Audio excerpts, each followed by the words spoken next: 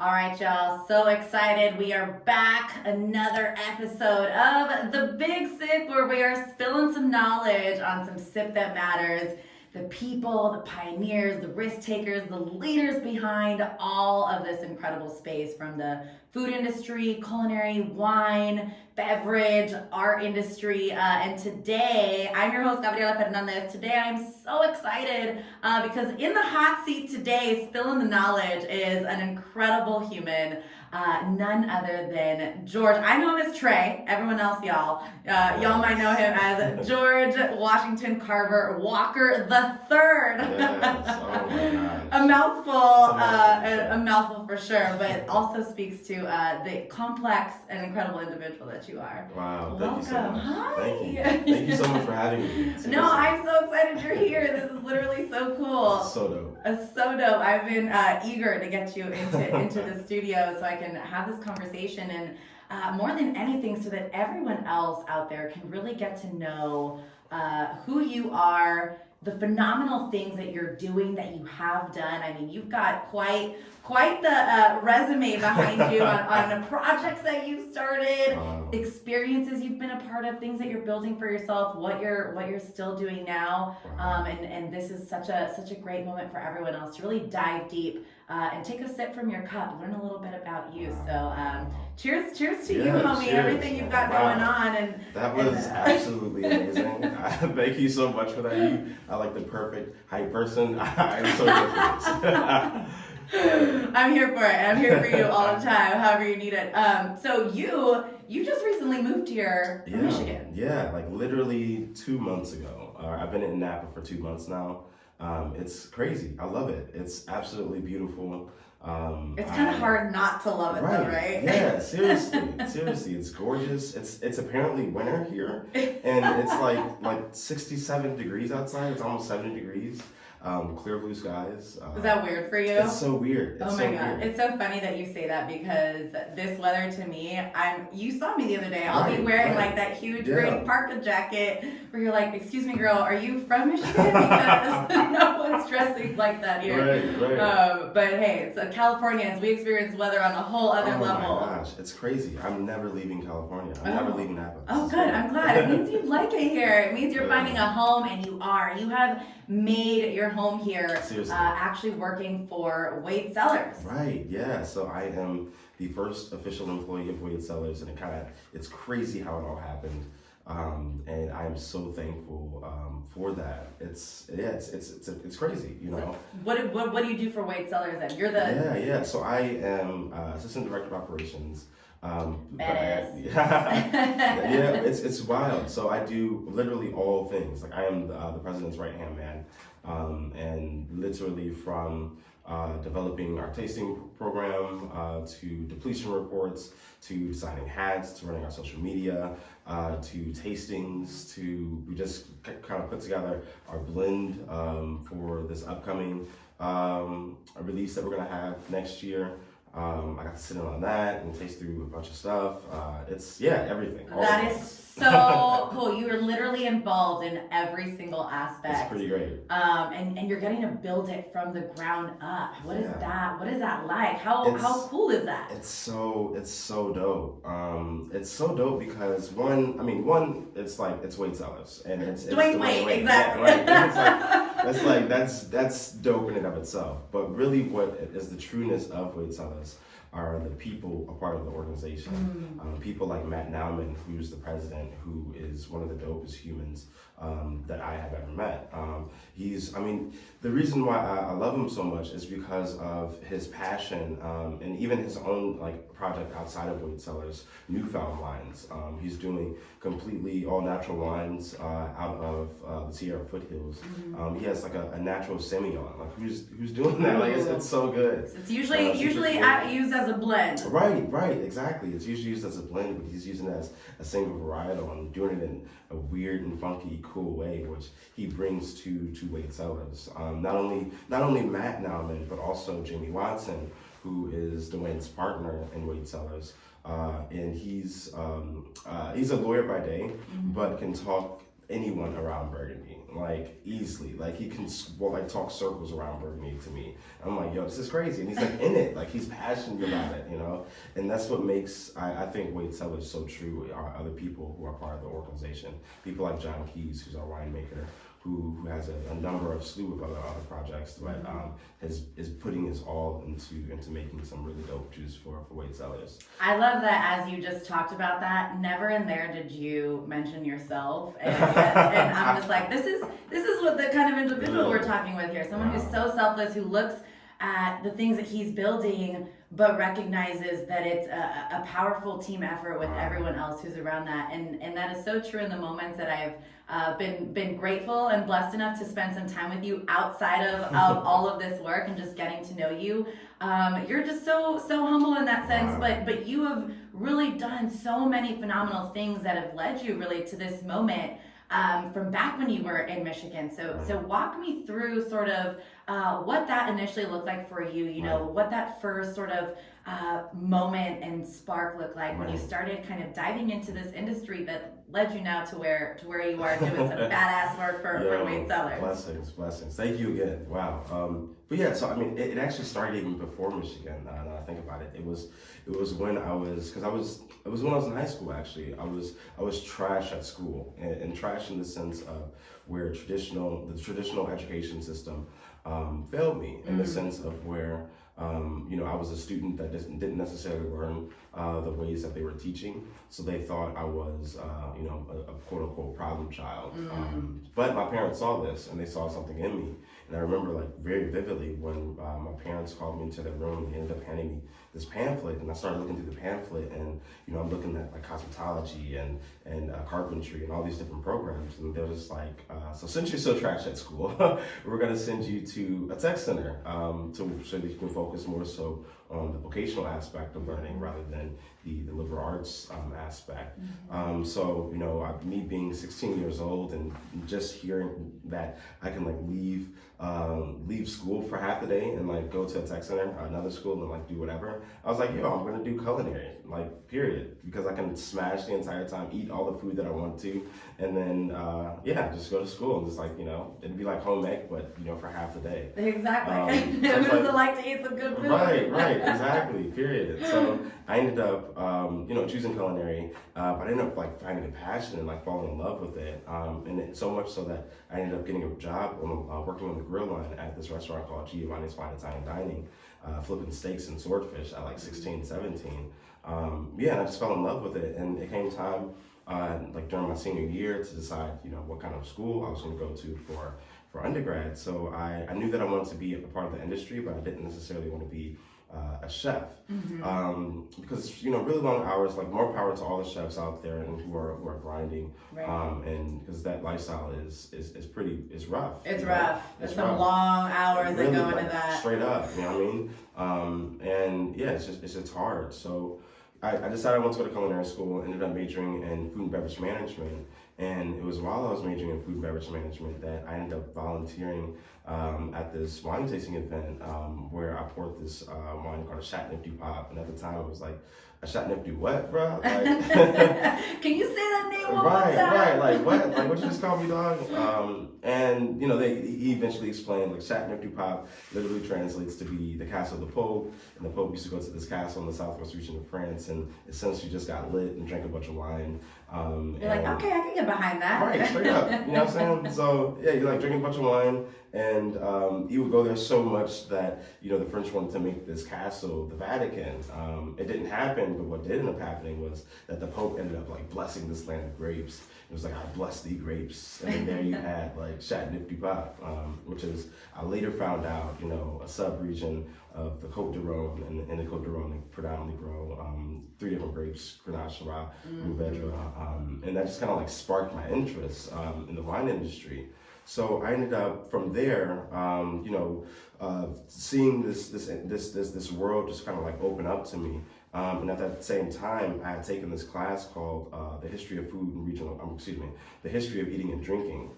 And it was in this class that we read this book called The United States of Arugula And it was so dope. It was so dope because it talked about so many dope female chefs who pioneered and revolutionized the way we eat and drink here in America. People like Julia Child and her show, and people like Alice Waters and Chez Panisse, and the good food movement that she developed at that time, and how monumental that was for America in general, and also the industry.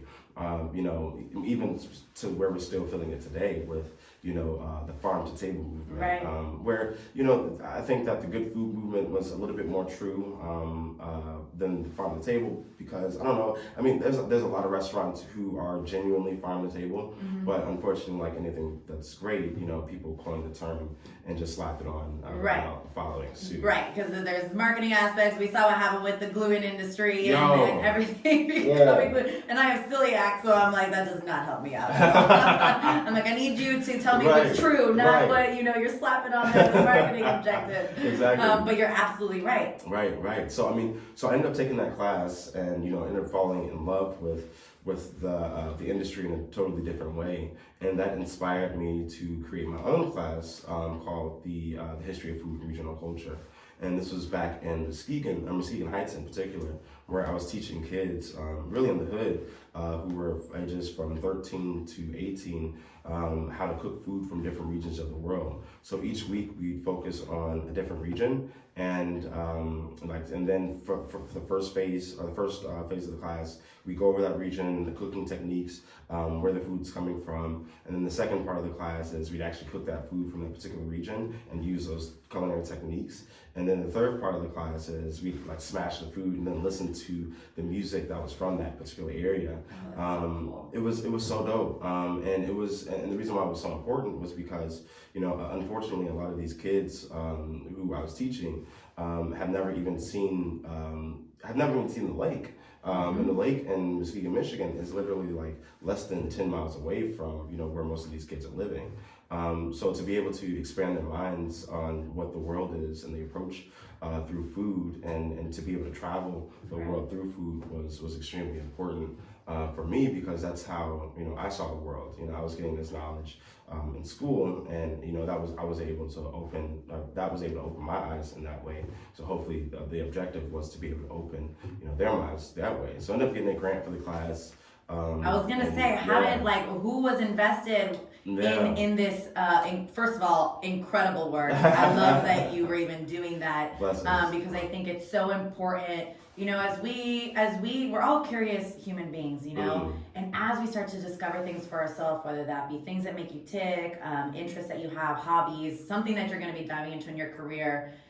For me personally, and totally again, what I noticed from you is always, how do I bring up other people with me and spread the knowledge and the information so that it doesn't just stick with me, but you can expand other minds. And the fact that you were doing that with kids in your own community to show them that the border extended beyond whatever they had framed in their own mindset is phenomenal, because then it shows people I can transcend beyond whatever I've seen as being my environment. There is something beyond that. Right, exactly. Exactly that. But I was very fortunate to have had some people who saw my vision and believed in me, and connected me with the Kellogg Foundation, which was the Muskegon Community Foundation, but through the Kellogg Foundation, who then granted me some dollars to actually fund for the utilities, so the knives, the pans, the food, in order for me to actually create the class. So I went from there to working at this restaurant. Fast forward 2 years, not even 2 years, a year. Ended up working at this restaurant called Grove, which was probably the finest of dining restaurants there was in Grand Rapids, where they had this 5-course preview menu that changed every day. And my general manager at the time saw my passion for wine, and she then convinced me and told me about the sommelier exam. And she was like, "Yo, when you turn 21, you should take this exam." So I turned 21, ended up going to Traverse City, Michigan, taking the test, the intro test, passed it. Shortly thereafter, I passed it, ended up working for this small distribution company. It looks like beverage, and at the time I didn't know how dope like it was and how dope the portfolio was. Because we were representing like, well, one, I was 21, but also we were representing people like, you know, Jose Pastor, the importer from Spain. We were working with Jenny Francois, the natural wine importer, mostly in France, but kind of like all over. Brooks Winery in Oregon that does like amazing Pinot Noir and Riesling. Herman Stories, Russell that's down there. I mean, just it was a dope portfolio. But while I was working for this distribution company that I was actually immersed in the industry in the way that I wasn't before, that I started to see even more so the lack of diversity within the space. So that gave me the inspiration to create my own thing and my own spin on the industry and how it could be approached from from my culture, and from my culture, and that's how I developed Graped Out, which is the entire phenomenal. Yeah, say it one more time. Yeah, Graped Out, yeah. But yeah, so it was. I mean, the entire essence of Graped Out was like literally to take the bougie out of wine, make it accessible exactly to everyone, to everybody. You know what I'm saying? And that's something I appreciate because growing up here as a Latina, it's like the only space that I was ever made to feel like we could operate in was picking the grapes. Like that was where you held your place as a Latin American person. And even now it's like once in a while, maybe I'll see a wine educator here and there, but again, it's an industry that has not been welcoming to people and voices from different backgrounds, whether that means you're Black, you're Latin, whether that means you're Indian, whether it means you're part of the LGBTQ community, whatever that looks like. There's only been one narrative, and I love that as you noticed that there were limitations in this industry where it wasn't as welcoming, that you didn't take that and be like, oh, okay, well, my hands are tied. No, you were like, okay, there isn't a space, so I'm going to make the space. Wow. I'm going to create it, and you did that with Graped Out, and you started bringing in, why are you thinking me? You started bringing in wine, food, art, all of it kind of intersecting as one. Right. And that's exactly what Graped Out was, or it still is. So Graped Out was going to be in two phases. The first phase of which was going to be, which I did, were pop-up wine dinners, where I had five course dinners where it intersected live music, live art, food, and culture, like you said, all into one experience. So I had people like my guy, Jordan Hamilton, who is my homie. Always got to shout him out. Check him out if you can. But he's this classically trained cellist who will play in his set. Like he'll be playing Bach one second, and then the next second he'll be rapping Chance the Rapper. Oh, so dope! Yo, so dope. He fuses like soul and classical and rap and so much all into who he is as an artist. And I have the homies who come and do live paintings and just do amazing work. So yeah, that was the first phase, and then the second phase of Graped Out was going to be actual wine production, which is kind of like which led me to how I came into Napa. And I'll hit on that a little later, but after I created Graped Out, I then ended up leaving Elixir Beverage to go work for Spartan Nash, which is this grocery retail chain in Michigan, one of the largest, the second largest in Michigan. And I was the line director for 3 of the stores that they had there. And it was during that time where I was fortunate enough to have again some really dope homies that ended up.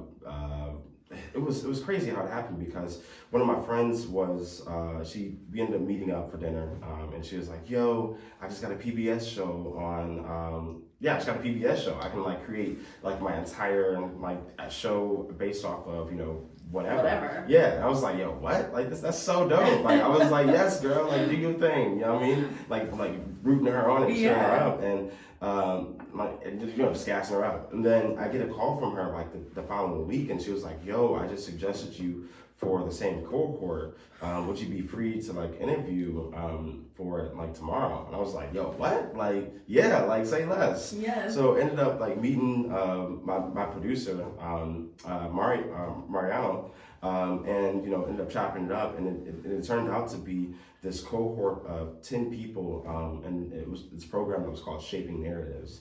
And essentially what Shaping Narratives was it gave 10 people of color the platform to be able to amplify the voices of the people that we represented. So I mean, it was so powerful. Very similar to what you're doing now. And it basically there was no restrictions on what our show was or what it had to be or even what medium we had to use. So I ended up creating, and I knew exactly what I wanted from the beginning. But the entire program spanned for 2 years, where it was basically like 2 years of training. And they were split up into 3 different modules. The first module of which was basically decolonizing the mind and unlearning a lot of the things that we have learned in America that are just wrong. Things like, like Christopher Columbus was a terrorist. History. Yes, yeah, he was. Like, you know what I mean? He's a terrorist, he's a rapist, he was a horrible human being. But we were taught to celebrate him in his quote-unquote discovery of America, which isn't even really true. So I mean, that was the first module, and then we had the other 3 modules, but I ended up creating my show, which was called Cultural Ingredients. So essentially what Cultural Ingredients was, you know, I focused on restaurants that were first, second, and third generation immigrant owned and operated.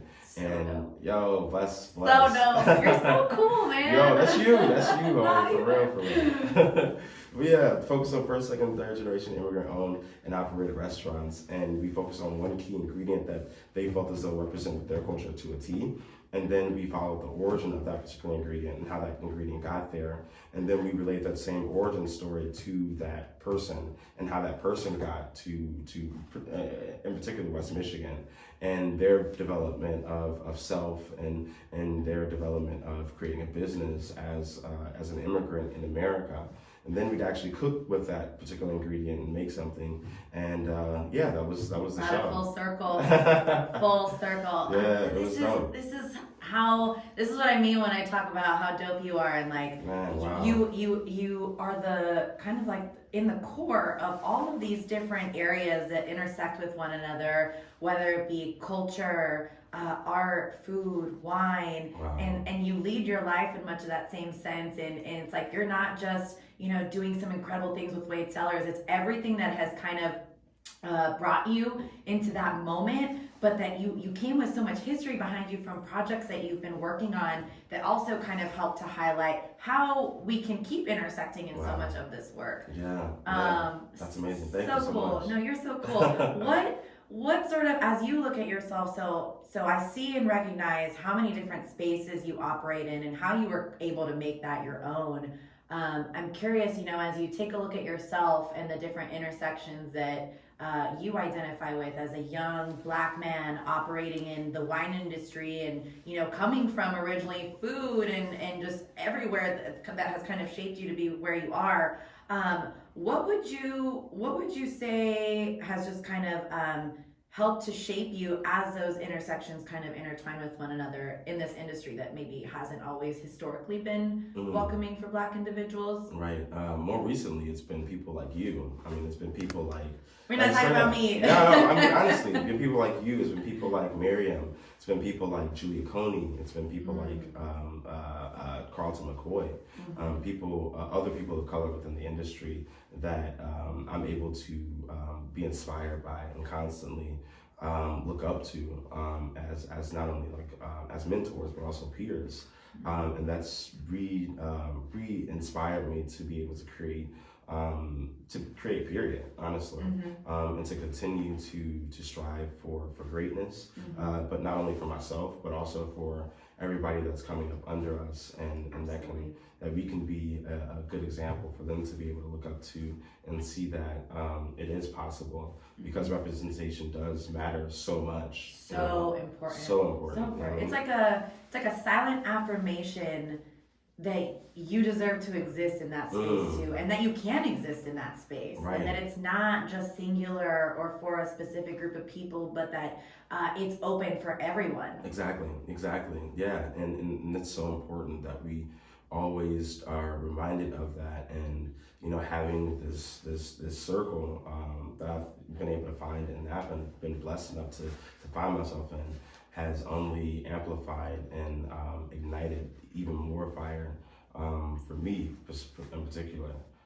So yeah, I mean, I'm so excited for what is to come and what is happening, because so even after I created the show, I got a text from and this happened in March, and I got a text from my old boss, the owner and of Elixir Beverage, the distribution company that I was working for, and he was like, "Yo, Andrew Jones is looking for some help for harvest season. Would you be interested?" And this was like it played perfectly, because I was that was going to be the next phase of Break Down, which was going to be GW3. Right. And GW3 is actually named after my name, George Washington Carver Yeah. III. Yeah. And essentially, so the reason why I'm naming it GW3 is because of my name and paying homage to that legacy. So I mean, a short story. My great grandfather was actually a janitor at Tuskegee University, and it was while he was a janitor at Tuskegee University that he befriended George Washington Carver. And he befriended him so much so that when George Washington Carver was about to pass away, my grandfather vowed to him that he would name his first son after him, which was my grandfather, of course. So yeah, it's crazy. It's crazy to even think about, and that I hold that dear to me.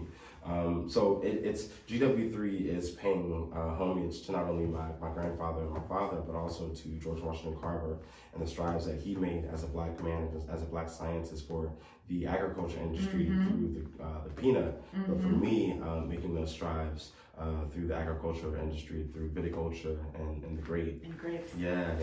Is it interesting for you to draw those parallels, or to feel like some part of you always had a pull to the ag industry then? You think all the way back. I know you talked about originally at first how it all stemmed from, how you were just like, you know what, traditional school sense is not for me. And that your parents, opened you up to vocational trade stuff, which, for the record, I think is phenomenal, because you're right, school isn't for everyone. And I think we've kind of strayed away from encouraging people to start to dive into those trade vocational fields, and then you end up in phenomenal places, whether it be in the culinary world, in the wine world. Is it interesting for you to kind of think back, maybe even as a child, something that was a little bit of a glimmer of, oh yeah, this is going to lead him somewhere close to this area that had some of that ag influence for you? Man, wow. I wish, I've always had an interest in nature. I've always had an interest in growing things. Yeah, I've always been drawn to it. But I if you would have said that, I'd be here to George or Trey when he was this 10 years old, I definitely wouldn't have believed you. It's crazy. The circles and where life has taken me. I've been on now 5 continents within the past it's crazy in the past 3 years. Probably tasted some good wine visiting all those continents. For real, straight up, it's crazy, and for somebody who was not great at school, I graduated with in high school with a 1.9 GPA, if that. It might even been 1.7. Honestly, it was just trash. It wasn't my dig until I went to undergrad, and I always told my parents yo, once I leave the house, I'm that's when I'm gonna kick it into high gear. That's when I'm gonna do my thing. I was very fortunate that I did my thing in undergrad and at the Culinary Institute of Michigan, to where I could get a degree and do that. But yeah, I still wouldn't have believed you if you would have said that. The little Trey 10 years ago. Little Trey. I love it. What has been, then, looking back through this entire experience, I guess, the most, whether it be rewarding, the most exciting project, adventure, maybe task that you were able to be a part of? And I'm curious, even kind of beyond that, how would you say that moment sort of shaped you to where you are now in your career, and what were the lessons that you learned from that Thank you. that changed you? Thank you so much for that question. That's such a great question. And to answer that, I think it was the history of food and regional culture. Honestly, that project, my first real project, where I saw a need to give back in only the way that I could. I've always been an activist and still am an activist. And I think that it's important that everyone is an activist and not an activist in the terms of what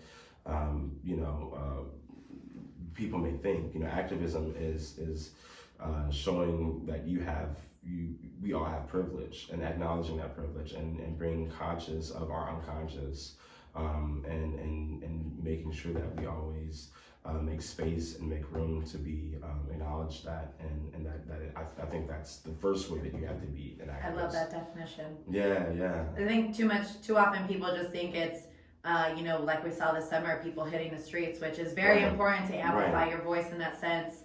But it's like, what do you do in the spaces in which you operate beyond that, right? And how are you challenging people? How are you challenging yourself as well when it's not in the face of hitting the streets, when it's not, a retweet on social media, but in actual impactful ways in your community, in your job, in your home, in your circle of friends. Exactly, in your everyday life, period. So, that it took me to understand that, first and foremost, but once I did, I saw a need to create, and do, and once I did, and once I got that feeling of, I'm still connected with some of the kids who just graduated, you know what I'm saying? And they're like, yo, Mr. Walker, like, yo, I see you out here traveling, like, that's gonna be me once the world opens up again, you know what I mean? Like I wanna go to Portugal like you, I wanna go to Morocco, you know what I'm saying? Like this, and those are those moments that I'm like, yes, like that's why you did it. Yeah, exactly. So I think that set the precedence for everything else, because it merged all of those worlds that I was involved in and that I was passionate about and still am to this day.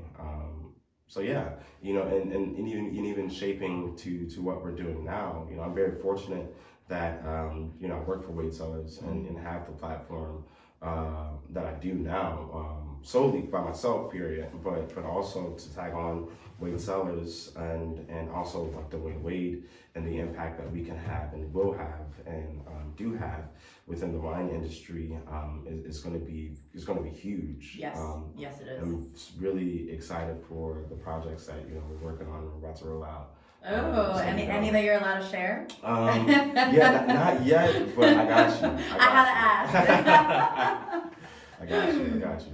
No, I love that. You know me. I had to ask. Right. And I'm gonna be right there for it. Yes. I'm excited to see it all roll out. Yes. It's gonna be so great. Yes. So clearly we know and we recognize as we've been talking, during this time, that there is a need to increase and amplify those voices. Right. What do you think is sort of the first thing that, whether it be someone who's a part of the industry or maybe not even a part of the industry, ways in which we can loop people in to help advance that and create that new wave, that new change? Right.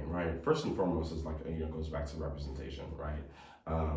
We need to have people of color in power positions, and not just some like foo-foo. I like that you just said power positions. Yeah, for real. So important. It's so important, and not just like some foo-foo like D&I committee, like diversity, equity, inclusion board, like bump that. Because we're seeing that happen, right? Everyone's all about like, oh, did you do your DI training? Did you do this? Which I think it's great that we're gonna put that education in there, and that for once companies are prioritizing even doing this, but I'm like, that is not the end all be all that is really truly going to catapult I hesitate to say the term radical change because it's really not that radical of an idea. There should be equal access should not be radical. That's not radical. You feel me? To say that you want to get paid the same. To say that you want to see someone that looks like you in that position of power, knowing that you have the education, you have the expertise, the knowledge to be there. It's just about creating opportunity, creating access. Exactly. So miss me with that like D&I committee. Put people of color, put women on your actual boards, like that, and it starts there. But an even easier step is to just show people of color and women and LGBTQ, IA plus, show them, you feel me? Market them, put their faces on, you know what I mean, and pay them for it, you feel me? And like when you show them, like pay them for it, because I think so often, you know, we get into the mindset of where, oh, I'm doing this for exposure, I'm doing it to do whatever. No, pay you or pay them, pay me, you feel me? And ask for it. Yeah, exactly. As that Black, brown, LGBTQ plus IAA individual, right. Know your worth and ask for it, and then tax it on top of that. You feel me? Period. You know what I mean? So yeah, definitely. That I think is the most impactful way that I think that we can have change currently, because once a person is able to see themselves represented in a power position, they then think that they can do it, and they can do it. But it takes representation. It takes that moment for you to actually be able to see that it's possible. I was able to see Carlton McCoy and all the greatness that he's accomplished within his life, and think that I could do that. You know what I mean? Right. Like it's so inspiring.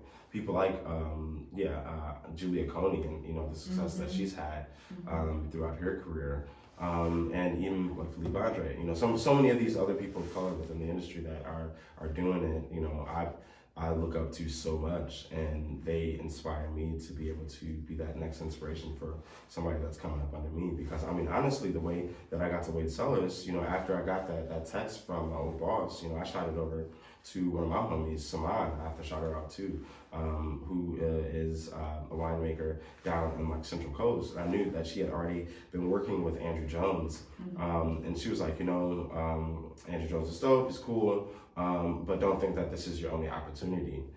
She then connected me with the winemaker at Tooth and Nail in Rabble. Ended up having an amazing conversation with the winemaker, absolutely amazing woman.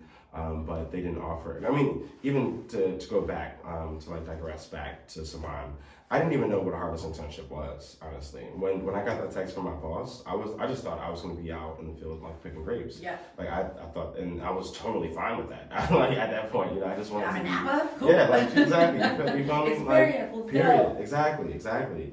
But until I had that conversation with her. And for her to like break it down, she was like, no, this isn't your only opportunity. Yes, you should ask for this amount of money. Yes, the winery should pay for your boots. Like all of that stuff. I had no idea it was like a thing, you know, until I had that conversation. So I didn't end up taking the harvest internship at Tooth and Nail because they didn't offer any housing for the harvest interns, and California is already like expensive. Super expensive. Exactly. Oh my goodness. Yeah, for real. So if I'm gonna dip like for three months like from Michigan and like not get paid, like all my paycheck is going to housing. Like what am I doing when I get back to Michigan? Exactly. Like, exactly. So. Talk about, you know, again, you said for people to, you know, invest in, you know, ways that they can get involved, whether it be show these people, have these people in positions of power, but then financially invest in programs and nonprofit organizations that already exist that are doing the work that can just immediately, if you are in a position where you have access to financial dollars that can uplift people who are operating in these spaces, who are curious to start, continue to exceed in their career, do something like provide housing. Put your money in a place where that's one less thing someone then has to worry about when it comes to trying to operate in that space and trying to enter that space. Exactly. So, I mean, I got to plug everybody. If I this one, things like Wine Unified, things like Cal Poly's scholarship program, that's Saman Mitchelson and Justin, the Roots Fund, obviously, all of them, you know what I mean? Donate, because these programs are creating access for people of color, and donate, period. So, you know, ended up not taking them. Donate, if you didn't say it again. Yeah, right, donate. So ended up, getting connected with another homie that was at a winemaker at Brooks in Oregon, ended up chopping up with their winemaker, and they offered a stipend, they offered housing, and they had a private chef for all the interns. So I was like, yo, dope. Like, You're like, they're doing it right. It, exactly. I'm going to Oregon. Like, that was the decision. That was it. But 2 weeks prior to that, I had shot this random message to info at Wade Cellars. And I was like, hey, my name is George Walker, I'm 26. Don't know if you guys are accepting any harvest interns this year, but I'd love to work this upcoming season. So 2 weeks later, I didn't hear back until 2 weeks later, and I got a message from my now boss, the president, Matt Nauman. He was like, yo, my bad, I'm just now getting back to you, but I've been on vacation for the past 2 weeks. How about you shoot over your resume and let's hop on a call tomorrow? So end up shooting them over the resume, and like I'm like freaking out because like I gotta hear back, like I gotta email back. You know what I'm saying? Know. I was just like, I was geeked that I got to like even just chop it up. Like, shoot your shot. Right, exactly. Shoot your shot. You know what I'm saying? So might not always get in the basket, but it might. Exactly. It might. It might. You never know. You know what I mean? Whether it's a half court shot, whether it's a full out. Whatever it takes, that leap of faith. Exactly. So we hop on a call. He's like, yo. Tell me your story. So I ended up telling him my story, and he was like, okay, dope. So here's the lowdown. We're actually not looking for a harvest intern at all. And my heart dropped. And then instantly, like he was like, yo, but what we're actually looking for is I'm looking for a right-hand person for the whole operation. Boom. What? Yeah, you're like, oh, there's a better position. Yo, for say me? what? You are like, I'm like, yo, everything that I remember saying after that was just like, yes. Like, I am down. I'm here for it. You know what I'm saying? So cool. Like, it was amazing. You know what I mean? But like, I had something that I had I didn't expect it at all. You know what I mean? So, I instantly hit up my mentors to talk about contract negotiations and what that looked like, and having other people who were in these same positions to see what that worth is and what my worth was, because I had no idea. And that honestly. is so important. It's so important. It's so important because all too often it's almost like the tone is like we should be grateful to be here. Right. And so it's like, I'll take whatever you give me. Right. But it's like, no, we have to start valuing our worth. We have to start making everybody else value the worth and work that you bring to the table, that wealth of knowledge. And the fact that you had, an incredible group of people around you to be able to talk to them. And that's why representation is so important, because they've been through that. Exactly. They're there. And maybe there are things that they learned, that they went through, that they can, drop a little golden nugget of knowledge and be like, you know what, this is the experience I did. This is how I would have done it differently. So that, and now assists you in negotiating, whether it be contracts, whatever that looks like. Right, exactly. So transparency is so key amongst us, and we have to be transparent in order to be able to take the people who are coming up under us to the next level. You know what I mean? Exactly what you just said. And I was very fortunate and blessed to have those people around me that helped me along that process, and it worked. I'm living in Napa. I'm chilling, He's here. He's been here for 2 months. He's like, I'm not looking to leave anywhere. I love it. Not at all. Were there ever any moments where you thought, like, you know what, this is a little too hard. I don't know if I can do this. I don't know if the moment I put myself in that position, now I'm really vulnerable, because what if I fail? Like, maybe I just shouldn't. Like, were there moments you thought you were going to give up? And if there were, what did you do? Who was around, or what happened that kind of just allowed you to not end up giving up? Wow, yeah. I've struggled deeply so many times. I've struggled with depression for sure. I actually remember, it's crazy. This is gonna get real deep. But I was actually in China actually, and I was at one of the lowest points of my life, and I was about to take my own life, honestly. And I was at a very, very vulnerable place in my life, and didn't know how I was going to get out at all. I'm very fortunate that I had my cousin who was with me, and who talked me out of talked me through a lot of things like that.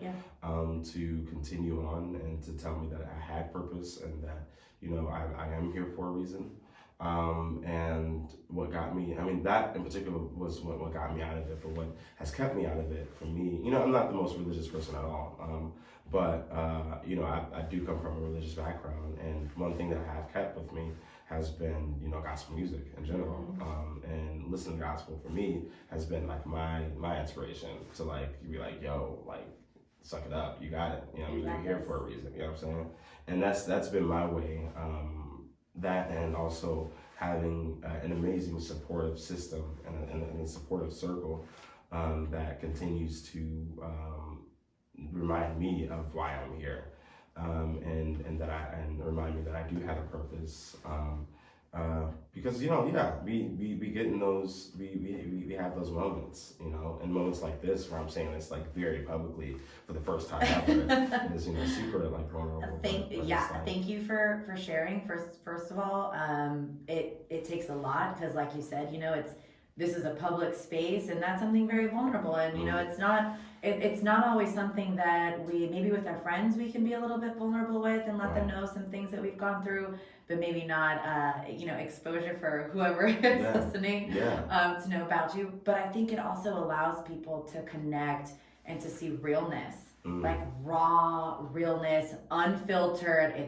I love unfiltered wine, I love unfiltered knowledge, unfiltered experiences, because it shows that it's not that not everything was perfectly lined up, from the beginning to tee you up to being exactly what got you here. There were many moments where you go through self-doubt, where you go through, questioning purpose and what might be happening. And I'm sure that looks different for everybody. But I appreciate your willingness to be so vulnerable enough to acknowledge that, so that anybody who does listen or who questions or who's ever gone through something like that knows that it's not this cookie cutter picture, and that there are real challenges that come with whatever space you're choosing to operate in, but that it doesn't need to necessarily define the extent of what you can achieve. Wow. You are amazing. Whoa. What do you mean? Oh my God. We're here for you. Like you just I'm like, oh my God. Wow, that was so dope. Yo, did you hear she just wrapped that all in? Like, what? Who am I sitting next to right now? Oh my God, you're too funny. You're too funny. Okay, so one thing that I do want to know then is I guess through all of that and everything that you've been able to overcome, how you've been able to get to where you are, what I guess inspires you to keep being that best self? The reminder of people who are coming under me. Period. Like that is it. I'm doing it for my people. I love it. Yeah. Period. That's it. I love it, and we see that initially from what you talked about, that first initial project about making sure that kids in your hometown in that area knew that there was a world beyond just that community. Yeah. So I love that. Absolutely. Hats off to you, my friend. You are absolutely phenomenal. Is there any piece of advice that you would say you wish you had either received way back in the day or even now that you really want to leave people with, who are just looking to take a chance on themselves and explore this world or explore a world that interests them? Shoot your shot. For real, period. Say it again. Shoot your shot. For real, homies. Is that just because he's working for Dwayne Wade Cellars? No. For real though, like you have to. I mean, no matter we said it before, no matter if it's a layup, no matter if it's a half court lob, whatever, no matter if it's a slam dunk, just make sure you shoot your shot. Because if you don't, how can you ever score? It's accountability piece in there, right? Yeah, you are your player. Right. You are your own player. You are your own person operating in this world. Exactly. And there might be things in the outside world that hit you hard. Right. But it's how are you picking yourself back up? Right. Folks who break their Achilles out there on the court, they still come back next season, coming in hard. How are you coming in hard through everything that you've been pushed through? So if you gotta shoot an email, if you gotta shoot a DM, if you gotta do whatever, reach out to people, because the resources are becoming better. They're still not where they need to be at all, not by any means. But I think there are strides that are happening right now, where I think a lot of people who want to be successful, particularly in this industry, particularly in all industries right now for people of color, I think is a great time for us to be able to take advantage of and reach out to those people who are already doing it, and seek mentorship. And the worst thing is they can do is they say no. You know what I mean? But but at the same time, you could also be chilling in freaking Napa like 2 months later. You know what I mean? Exactly. Like me. Like I shot a DM or I shot a random email and yeah. And look at where you are now. Yeah. It just takes shooting your shot. It's crazy. I love that. Yeah. I love that. So basically, if science fails us 50 to 100 years from now, and there's a book that's written about you, and that's the only thing that gets left behind, is that the title? Shoot your shot. Shoot your shot. I'm here for it. What's the title of your book, and what's the blurb say? Shoot your shot. The blurb. Ooh, good God. I don't know. The blurb. Oh man, it's so good. The blurb says, this one's stumping me. I don't know. That's to be continued. To be continued. I That's like it. that. We're still writing the story. That's it. To be continued. To be continued. Because we're all here writing that story. Yeah, exactly. Oh, I love that. And everyone else out there, just keep writing that story. I would say stay hungry, right. is something that I've noticed that you've done through everything that you've continued, whether it was what you initially started with, that group of young individuals, or with what you're doing with Wade Cellars. You've got some new projects coming up, so I'm so excited to stay in the know and stay connected with you. And I absolutely think that you're, yeah, I'll get the 411, I'll get the big sip, not on the air. I'm just kidding. But I love that you wrap that up with, your group of people around you, besides just shooting your shot, right, is making sure that you do have that group and that you do stay connected, because it's hard to navigate that space when it's completely on your own. Not that it's not possible, but it makes it a little harder. So look at who's on your team and make sure that you keep those around you. Yeah. I love it. Cheers to you, my Cheers, friend. honey. I love this. Yes. Thanks for joining me on the Big Sip at You're George Washington Carver Walker III, GW3. Wow. Incredible human, has done some phenomenal things, an excellent, phenomenal assistant director of ops for Wade Cellars, and is going to be doing so many more phenomenal things. So make sure you are keeping up to date with him, knowing all the knowledge. Follow him on Instagram. How does everyone stay connected with you? Yes, IG George Walks 3, and yeah, that's me. Graped Out, at Graped Out as well, and D Wade Cellars. Give us a follow. Make sure you hit that follow. Make sure you tap in. Yes. Make sure you keep tuning into the Big Sip next week. Every Thursday, drop in a new phenomenal human being doing the damn work, bootstrapped, operating in these spaces. Phenomenal human beings like yourself, my friend. So cheers. Thank you so much. You're Cheers. so welcome. Yes. You're empty.